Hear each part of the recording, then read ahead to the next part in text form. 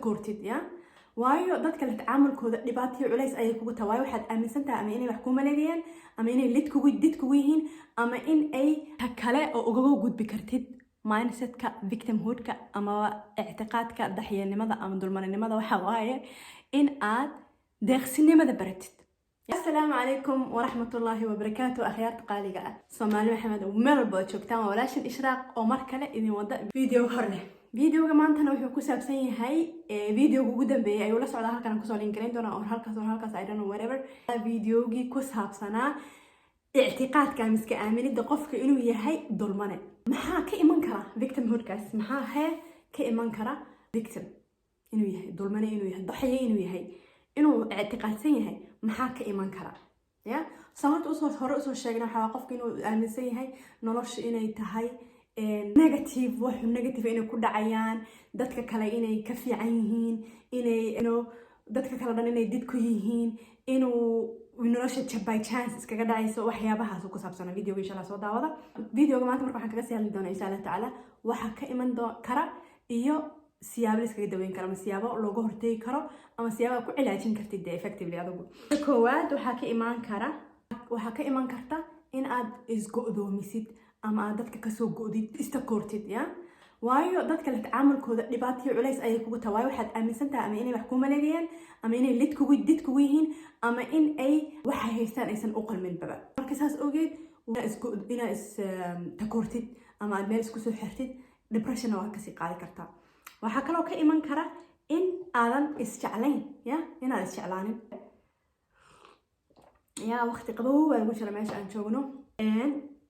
inaadan naftaada jeclaysanin ama aad aaminsan tahay inaad u qalmin wax fiican inay kugu dhacaan ama inay kugu dhacaan aad aaminsaneen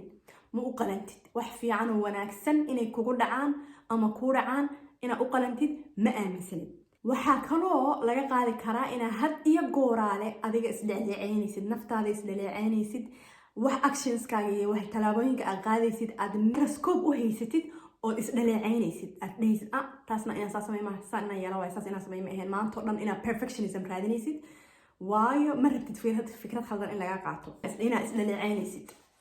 oo adigu aad iscriticize gareynaysid oo aad isku haysatid doorbin aadan wax khalad aadan sameyn karin ya victim mentality-ga waxyaabaha ay dhaxlaan ay ka mid tahay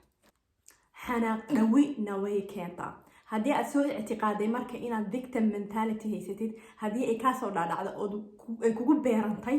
in aad dulmane tahay waxaad xanaaq dhawidaada ayaa badnaanaysa xanaaqa dhawnada of course ma fiicna nabiga calayhi salaatu wasalaam tuu nooga digay oo uu la taqdab yiri ninkii 3 jeer lagu yiri la taqdab xanaaqana dee qofku markuu xanaaqo uu xanaaq dhaw yahay rational wax maxaa la rational soo go'aan wanaagsan ma qaadan karo ma fahamtay go'aan wanaagsan ma qaadan karo qofka hadduu marka xanaaqaysa dhow yahay marka haddaan u gudagalno haddaan marka kaga gudubno intaas waxyaabaha ay dhaxli karaan of course waxyaabo kala badanna waa laga dhaxli karaa laakiin hadda haddaan u gudubno sidee baa la iskaga cilaajin karaa ama looga hortagi karaa ama la iskaga daweyn karaa dulmanaha mindsetka dulmanaha qofka inuu haysto kow waxaad iskaga daweyn kartaa halkan aan ku qortay iga raali ahaa haddaan halkan fiirina waxaa waaye computerkii baan notes ku qortay kow waxa waaye ya maskaxdaada inaad dib u tababartid ya wax walba ya ilaa maskaxday ku xiran yihiin wax walba waa اعتقاد على effectively waxaan waa اعتقاد victim mentality-ga waa اعتقاد adiga ayaa iska dhaadhiciyay maskaxdaada ka dhaadhicisay in aad dulmana tahay inay dadku ka soo horjoodaan waa iska اعتقاد reality ma xaqiiq ma fact ma horta taas marka isla meel dhigno waxa ku fudaanaysa inaad maskaxda marka reprogram ku samaysid marka reprogram maskaxda ku sameynaysa marka waxaad samaysan kartaa goolal yaryar ama ahdaaf yaryar oo manageable ah oo aad ka soo bixi kartid ya oo maana yacni way kula noqon kartaa haddaad ka fikirtid oo laakiin si tartiib ya step by step ya maxaa la yiri room hal maalin laguma dhisin halka talaabo journey ama socdaalkii 1000 mile ahaa ya hal tilaabo ayuu ka bilowday soo mahayn marka haba kula ahaado wax ridiculous wax maala yacni ha kula ahaado hadaf yar oo kooban intaad samaysatid isku day inaad kasoo baxdid markaad dhammaysid marka kalsoonidii baa kuu soo noqonayso waxaad اعتقادkii aad waxba inaad sameyn karin ahayd ayaa kaa baaba'aysa waxaa kaa dhaadhacaysa inaad wax awoodid inaad samaysid haba yaraadee waxaanad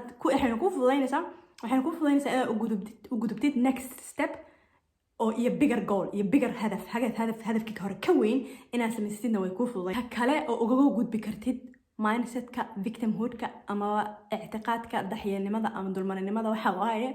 in aad deeqsinimada baratid. waayo in badan marka qofku iska aaminsan yahay inuu dulmanan yahay, in badan waxaa dhacda in uu ka xun yahay dadka kale accomplishmentskooda, inuu ka xun yahay hadduu ilaahay kuu roon yahay halkan maxaan ku qortay, inuu aaminsan yahay qof walba inuu de attentionki saan kusoo qaadana attentionki in la siiyo asaga, in asaga sorry loo dareemo, in asaga inuu de noloshiisa balaayo ku dhacsan tahay in loo sii reinforce kareeyo buu aaminsan yahay soo maa. marka taasaad uga hortagtid waxaad samaysaa deeqsinimada baro. subxaan allah, waa cajiib, waa magical. haddii aad baratid inaad qofka dadka kale wax siisid, waqtigaaga siisid,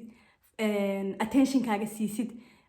xoolaba siisid ama wax la taaban kara aad siisid, sidoo kale aad ammaantid, aad u quurtid inaad ammaantid oo tiraad maasha allah, you did it. haddaad u quurtid dadka kale inaad tidhaahdid wixii adigana way kugu soo noqonayaan like a boomerang, adigana way kugu soo noqonayaan, trust me. ta kale waxaa waaye wax walba wanaagsan in haddaad samaysid wixii oo kale in return adigana waa helaysaa, laa shaka fi hada, one way or another waa helaysaa, ajarna waa helaysaa. midda kale markii aad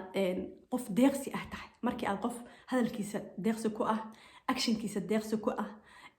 waxaas oo dhan aad deeqsi ku tahay, waxaa kuu fududaanayso inaad isku arkin qof daciif ah hooseeyo, powerful baad noqonaysaa. waxaa arkaysaa in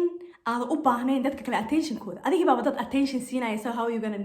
want ama need inaad dadka kale attentionkooda iyo inay sorry kuu dareemaan iyo waxaas oo dhan say u dareemaysaa, adigii baaba si meel genuine ah, showsanimo ma aha of course. taas waa marka qodobka deeqsinimada, ajarna waa ka helaysa of course. qodobka kale waxa waaye in aad qadar allah maa shaa facal aad tirahdid, qadar allah maa shaa facal inaad tirahdid oo wixii tagay hal jihi jiray waxaas tagay iyo walba wax tagay waa inaad kasoo qaadid wixii dhacay oo pastiga ahaa way dhaceen, wixii dhacay way dhaceen, you cannot change it. waxaad bedeli kartaa waxa waaye how it affects you iyo how you respond to it iyo how waxaad bedeli kartaa waxa waaye si adigu kuu saamayso. marka wixii dhacay way dhaceen, maantana ha fadhin halkaas oo allah hadhin shalaytana waaba shay xaaraan ay Soomaalidu tirahdaan. so please isku day inaad soo dabooshid oo aad quful ku xirtid oo aad badda ku tuurtid wixii dhacay. waxaas wuxuu noqon karaa wax amaba dee situation dhacday, dhaawac kusoo gaaray, inaad istiraadid maxaa dhacay aniga, waayo aniga igu dhacaysaa, maxay aniga waxaas igu dhacday, dhibaatadaas why me, subxaan allah alcadiim, astaqfirullah. situation hadday tahay hadduu qof yahayna inaad qofkii iska cafisid, qofka adigaaba dee buur uusan u qalmin saaraya haddaad maanta dhan tiraahday qofkaas saas igu sameeyey, calooshan wax ugu haynayaa, iska cafi, qofka cafi, adiga xataa maadaama your worst critic tahay is cafi. so cafinta ku dadaal, ilaahi subxaana watacaala waa qafaar, inaan ku takhalluqno sifaadkiisa na wax wanaagsan. so sidoo kale channelkayga again I'm gonna refer to it, waxaan kaga hadlaa asmaa'ul xusnaha, channelkayga kale soo booqda insha allahu tacaala. waxa waaye ku takhalluq qafaar, oo dadka ilaahi u cafi oo iska cafi. qodobka ugu dambeeyo qodobka afraad inuu yaman baan filayaa waxa waaye in aad hoggaanka noloshaada gacanta ku dhigtid. xaqad hore ugu soo qaadana waxa waaye qofka iska ictiqaadsan inuu dulmanan yahay, wuxuu nolosha iyo wax walba ku dhacay wuxuu aaminsan yahay inay by chance tahay, controolka noloshiisa dhan ma haayo. controolka noloshiisa marka uu aysan gacantiisa ku jiran of course ayay ku jirtaa, qof kale ayay gacantiisa ku jirtaa. controolka noloshaada haddaad marka qof kale gacantiisa gelisay, adiga ayaa loser ah. siyaabaha qofka kale controolka noloshaada gacantiisa u gelinaysa waxaa waaye inay ku dhaawacaan ama ay ku dhibaan wax uu dhahay iyo si uu kula dhaqmay. haddaad marka aad ka soo qaadid is qofkan waa bini aadam, I am in charge of the way I react and respond to their waxay sameynayaan iyo waxay leeyihiin, saan uga jawaabayo iyo saan ula tacaalayo iyo saan ula dhaqmaayo aniga ayay jirtaa. marka adiga ayay ku jirtaa haddii aad كحناقدid haddii aad tiraahdo waay muxuu u yeeli karaa qofkan haddood u ogolaatid inuu si xun kuula dhaqmo ya oo aad de xuduud aadan ka samaysanina it's on you so controlka noloshaada waxaad ku soo ceshataa adiga oo qofka waxa uu ku leeyahay aadan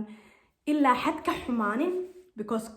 waxaad ogaato qofka waa bini aadam maxsuuma ah khaladaad way ka surtoobaan gaf way ka surtoobaan just like you so horta place of forgiveness waa inaad ka imaanaysid second of all xuduud inaad samaysatid aad u ogolaanin baba qofkan inaysan waxay doonaan iska kaa dhihi karin inta badan dadka waxaa waaye ishaaday ka arkaan inay waxay doonaan ku dhihi karaan inay siday doonaan kula dhaqmi karaan iyo waxaasoo dhan waa ishaaday ka arki karaan soo ha u ogolaanin xuduud ka samayso adigoo wanaajinaya adigoo nice oo adigoo kind u ah haddana xuduudaada samayso oo controlka noloshaada iyo hogaanka noloshaada gacantaada kusoo cesho marka qodobadaas haddii aad ku dadaashid insha allahu tacaala waad iska you gonna get rid of dulmananimadan iyo waxaasoo dhan iyo adiga waxaas dhehaysiin salaamu calaykum noloshaadana beautiful bay kuu noqonaysaa insha allahu tacaala waxaan rajeynayna nolol qurux badan oo farxad leh oo miro dhal leh iyo bashbashi barwaaqi baraaro ayaan rajeynaya walaashin insha Allah oo idin la fi amaan illah wassalaamu calaykum waraxmatullaahi wabarakaatuh